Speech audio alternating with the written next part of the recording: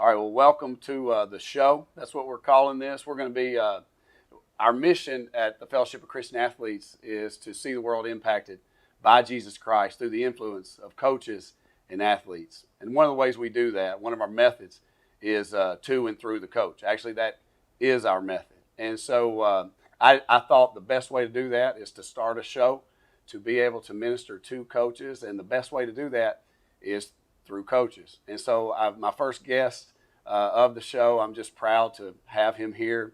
His name is Sherman Smith. Sherman Smith has been a coach on the high school level. He's been a coach on the college level, and he's been a coach at the NFL level. And so I'm going to introduce Sherman and let him tell you a little bit about himself and his family. So Sherman, welcome. Hey, Scott. Yeah. Thank you. Yeah, definitely, I grew up in Youngstown, Ohio, and been married now for 42 years to my wife, Sharon, and we have 3 kids. And, so my coaching career, like you said, it began in high school. After I got through playing 9 years in the NFL, stayed out in Seattle and coached at Redmond Junior High and taught at Redmond Junior High and coached at Redmond High School. And then went back to my alma mater, Miami University, for 2 years, and then University of Illinois for 3 years, and then 22 years in the NFL, 13 with the Titans, 2 with the Redskins, and 7 with the Seattle Seahawks. So it's been an outstanding career.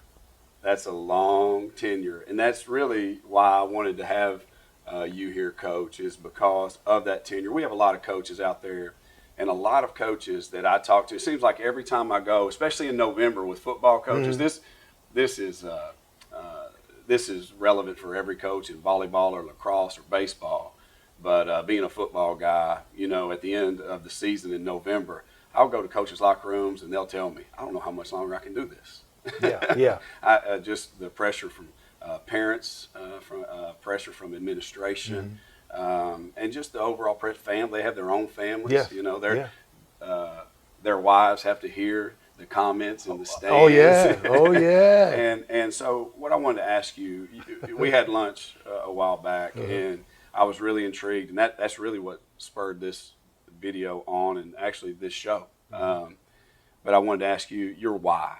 You shared with me, I think it was the University of Illinois. Correct me anywhere that I'm wrong, but I believe it was the University of Illinois, your first interview. Just the question you tell us a little bit about that coach.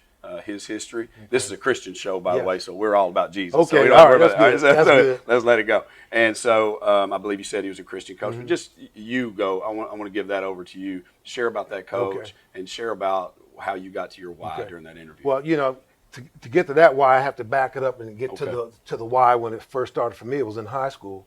I was a junior in high school and sitting in the back of a health class, and my dad had asked me the weekend before what was I going to do with my life, and I gave him my plan, and he didn't like it because my plan was to work in a steel mill, live in public housing, and just try to get a car. And so my father said, that's not going to work. You have to do better than that. So I'm sitting in the back of my high school health class, and I'm watching my football coach. This guy had come to our high school. We had the losingest program in the state of Ohio.